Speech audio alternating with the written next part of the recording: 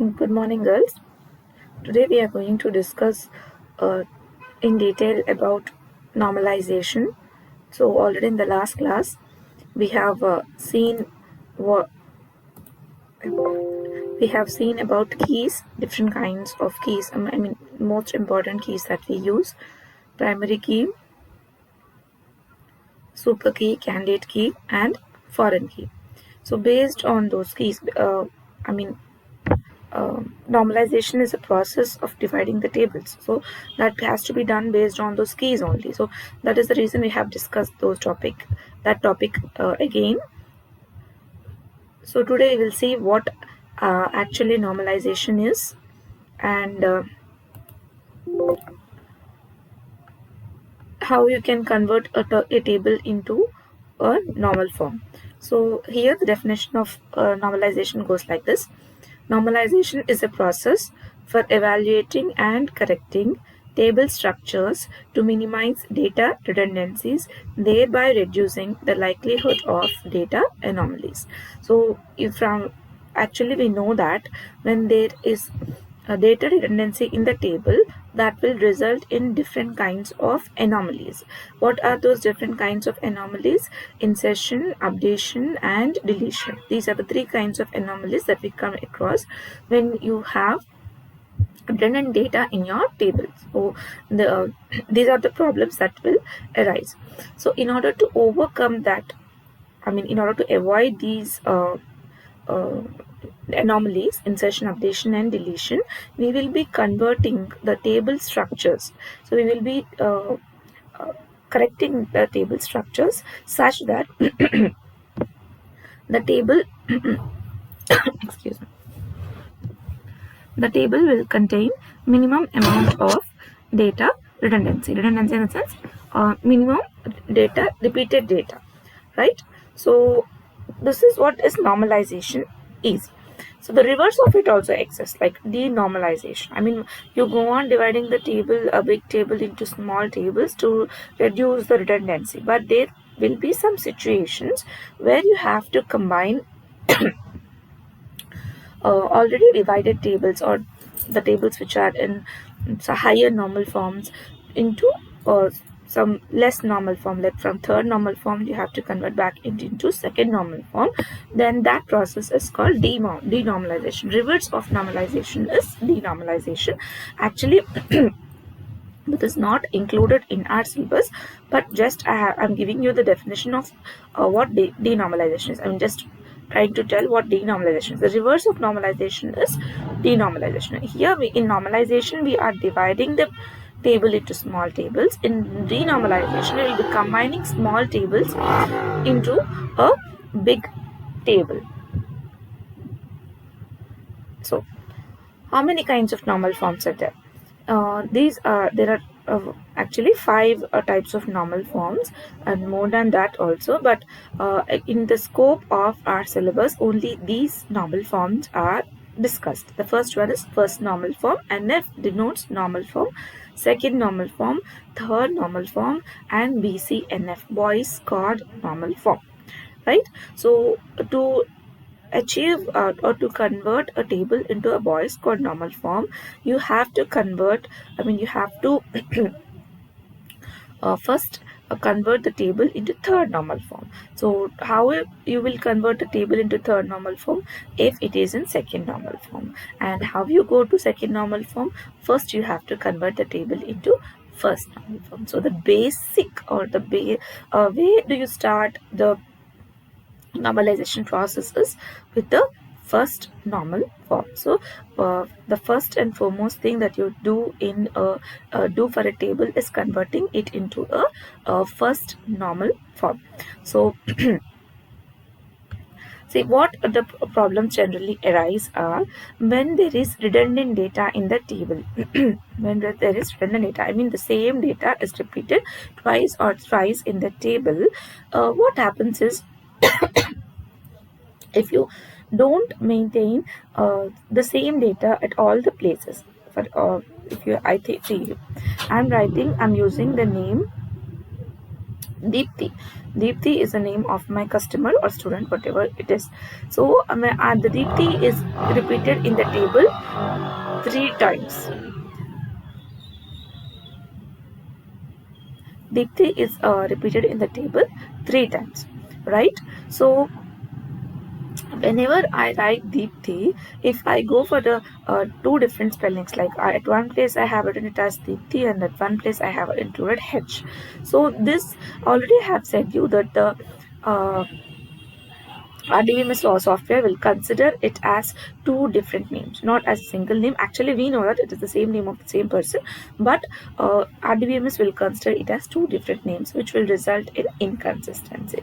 So, all the copies of the data must be identical, should be one and the same. So, you have to write Deepthi this spelling or this spelling, or Karthik this spelling or this spelling, only one spelling, or at all the places where you find that name. So that is what is maintaining identical data, right? Next, when do you say that a table is said to be in a normal form? When a table is in a well-formed state. When a table is a well-formed relation, then you can say that it is in a particular normal form. So what is a well-formed relation? So see, these are the 4 conditions that it has a relation or a table has to satisfy to be in well form. First thing is, each table represents a single subject. See, one table should completely cover one single subject. Like if you are maintaining a table combining all the details of all the courses and all the subjects and students in one single table, so it is very clumsy. I mean, finding the data or updating the data will be very much difficult, right? So each table represents a single subject. So your one particular table should represent a particular subject. See, course table should contain all details about courses.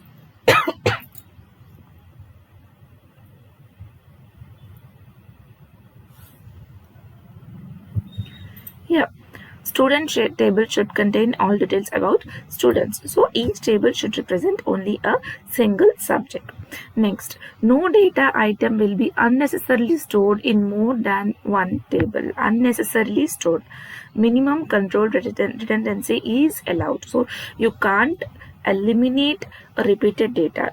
At some places it is required. There is a need for redundant data in the table, but you should be very much careful that unnecessarily the data is not repeated more than once in the table. So that is what we have to keep it in mind. So what what is the advantage of such a process or procedure is data updated only at one place. So when you have less amount of redundancy, or you most of the time you don't have redundant data, then the data has to be updated at only one place. No need to check where the data is repeated and update at all the places. If you don't check or update the repeated data, I mean, you have updated at one place and you didn't update at the other place, you have left it like that, so this will result in inconsistency. So no data item will be unnecessarily stored in more than one table. Next, all non-prime attributes in a table are dependent on the primary key. So what actually prime attributes and non-prime attributes are? See, the attributes which are part of primary key, they are called prime attributes, and the attributes which are now not part of primary key, they are called non-prime attributes. So attributes which form primary key, they are called prime attributes. Which are not a part of the primary key, they are called non-prime attributes. So here all non-prime attributes in a table are dependent on the primary key. That means the attributes which are not a part of the primary key should be dependent. I mean, they should be identified, should be able to get identified with the help of the primary key.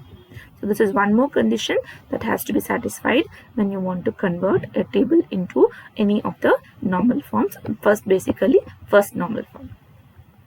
Data are uniquely identifiable by primary key value. So the data in any row can be identified with the help of a primary key only. So all the attributes which are not a part of primary key should be dependent on the primary key for their identification. Okay, next, each table is void of insertion, updation and deletion anomalies. Mean the table should not give rise to any of these anomalies. I mean, if you want to insert any data, or if you want to update data, or if you want to delete data, then it should not result in your problems or create new problems or create anomalies. Then only you can say that a table is in well formed relation state. So if a table will not have these anomalies, then automatically the data is satisfying the integrity constraints and the data is said to be in a consistent state. So these are the 4 points that need to be satisfied when the table has to convert into any of this normal forms, to convert it into a normal form. Next, already we have discussed what a primary key is, super keys and candidate keys. So a primary key is a super key as well as a candidate key. So a primary key is always a super key as well as a candidate key. Alright. Now before going to the first normal form, first let's see what functional dependency is. See, when an attribute is said to be functionally dependent, already we have discussed this in some previous classes, but still I'm repeating it again because it is a basic thing that you have to understand when you want to move on to the normal forms. So what is functional dependency? Dependent in the sense it is dependent on some other thing. So here one attribute is depending on the other attribute to get identified, to get determined, then that is called functional dependency. So say here the attribute B is fully functionally dependent on the attribute A if each value of A determines one and only one value of B. If each value of A determines one and only one value of B. So if A is an attribute, one value of A should correspond to only one value of B, like 1-to-1 matching, not one-to-many matching. So one value of A should map only or determine only one value of B. That is called fully functionally dependent. So see here, if you want to determine the name of the project, it can be done with the help of the project number. So project number will determine project name. So this project name is fully functionally dependent on project number. So this is called determined, and this is determinant. Already we have discussed it in the last class. This is called determinant, and this attribute is called said to be determined. Okay, so attribute A determines attribute B.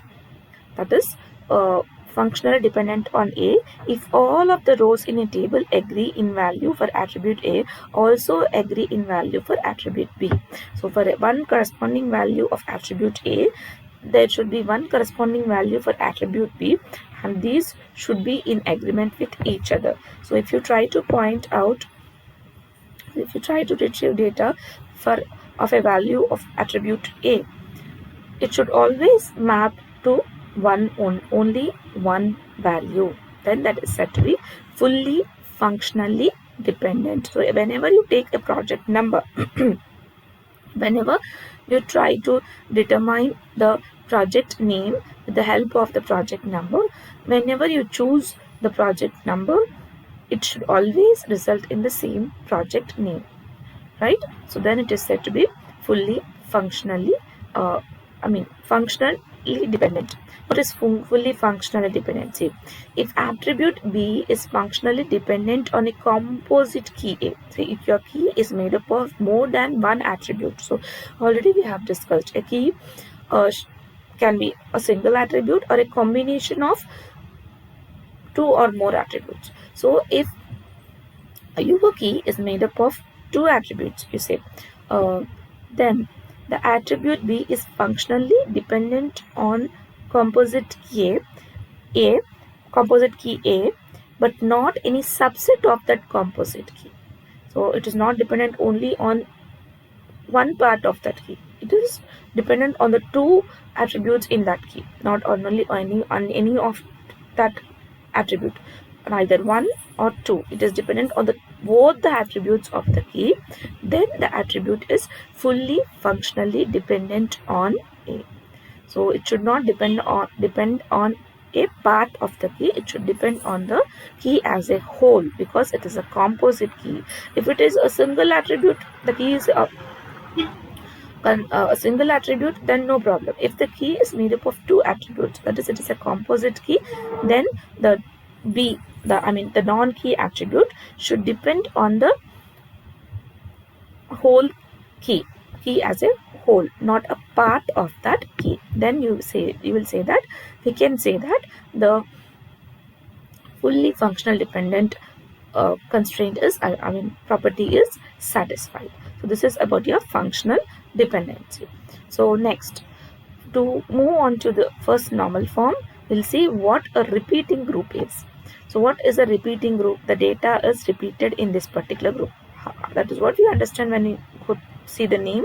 So a repeating group derives its name from the fact that a group of multiple entries of the same type can exist for any single key attribute occurrence. So for a single key, if there are a group of values or entries there in that table, then that gives rise to a repeating group. See here, we'll see in the table here. See, this is called a repeating group because for this project, you have these many employees working under this project. So if you see here, for this project number and project name will be repeated for each and every employee who work under this project. So that is the reason it is called a repeating group. A repeating group derives its name from the fact that a group of multiple entries of the same type can exist for any single key attribute. So for one single key attribute, say if you consider here project name as a key, project number and project name as a key, or project number and employee number as the key, you have multiple entries. If you consider only project number as the key, you have multiple entries associated with this project number. So this is called a repeating group. Next, so how to convert a normal a table into a first normal form? So these are the 3 steps that we have to perform here. First one is eliminate the repeating groups. So you have to eliminate, remove repeating groups from the table. Next, identify the primary key. Second step is identify what is the primary key for that particular table, and next identify all dependencies. So there are different kinds of dependencies: partial dependency, functional dependency, and transfer dependency. So you have to identify what all dependencies exist in that particular table. So see here, we are seeing some what you say dependencies here. First is project number and employee number together considered as a primary key will determine these other attributes in the table projects. First we'll see. So this is the table for a construction company, right? So here we have in this table we are, for the whole process of normalization we will be considering this table only. So in this table, what are the attributes we have here? Project number, project name, employee name, job class, charge per hour, and the number of hours worked. So here the billing is done based on the number of hours or the person has worked in, right? And how the amount is calculated by multiplying the number of hours into the charge per hour. So here the project name and project number, and for each project some employees are assigned. You can observe that this employee 105 is working for other project also, so he is assigned for two different projects. Here 112 is also working for two different projects, and 114.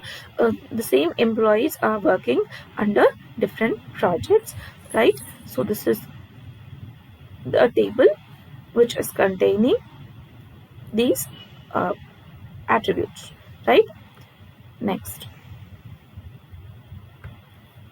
see, after eliminating the first step of a normal form, eliminating the repeating groups. So the repeating group will be eliminated when you fill the empty values with the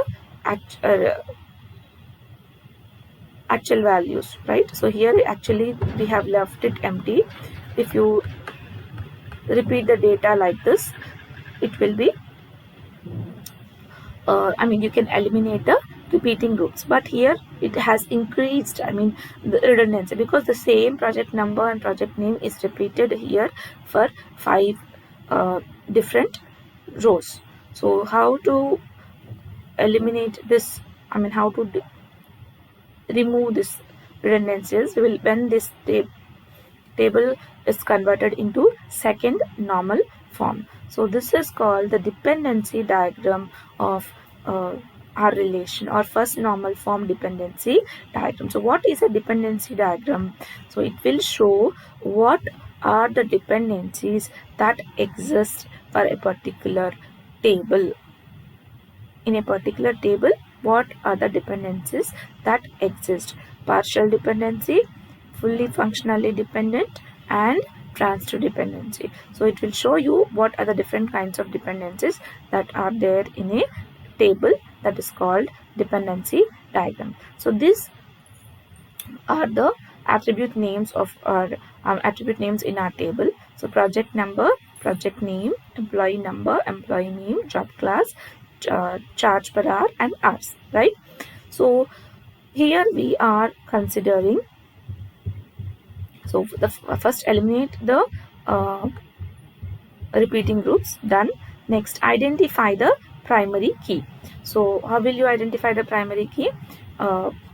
We should select a attribute which will be able to uniquely identify each and every row in a relation. For uniquely identify a row in a relation, such an attribute is called a primary key, and a primary key can be a single attribute or a combination of two or more attributes. So here,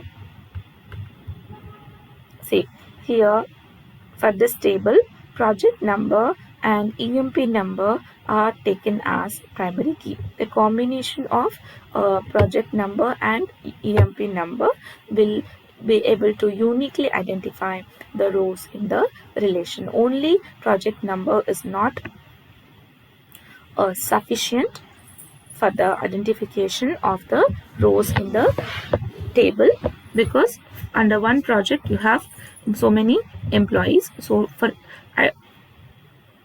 each and every row to be uniquely identified, you have to use a combination of attributes, that is project number along with employee number, to identify the uniquely identify the rows in a relation. So what we will see here is, next, the definition of, so see here, next is identify all dependencies. So how other attributes, non-key attributes, are dependent on the prime attributes or key attributes. So these are non-key attributes. These are dependent on the key attributes or prime attributes to be determined uniquely. So project name is dependent on project number, and employee name, job class, and charge per hour are dependent on employee number to get identified. Next, charge per hour is dependent on the job class to get identified. So for each and every job class, you have a different charge per hour. If you see that here in the table, you'll be able to identify. See, for electrical engineer, the charge per hour is different, and for database designer, the charge per hour is different.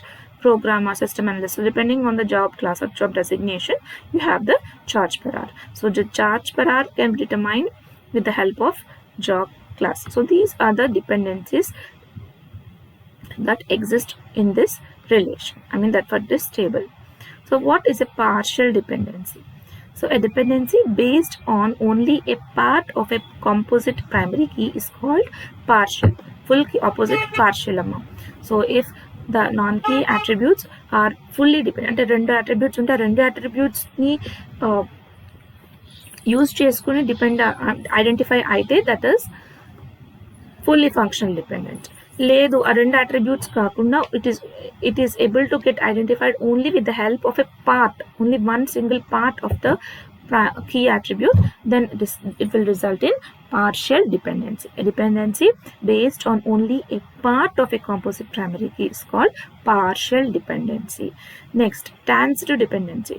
A transitive dependency is a dependency of one non-prime attribute on another non-prime attribute. And take two attributes, both are not part of your primary key, but one attribute is able to determine the other attribute, then such a dependency is called transitive dependency.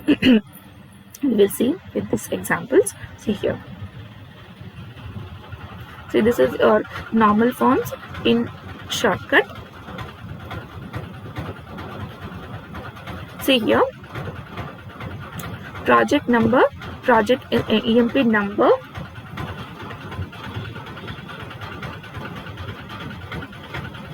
project number and EMP number are considered as the primary key. In a dependency diagram, you can identify a primary key by this underlining of those attributes. So these two constitute the primary key for this relation. With the help of these two attributes, combination of these two attributes, you will be able to identify the other attributes in this relation.